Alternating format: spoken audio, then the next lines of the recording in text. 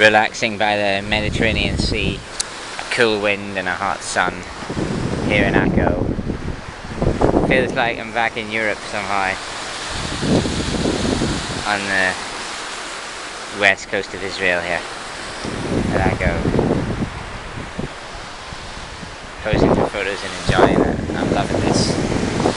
Northern Ireland is somewhere over there, hundreds of miles away. Thousands. And there's a lonely fisherman there doing his day's work. The gorgeous waves here in Akko. World Heritage Village back there.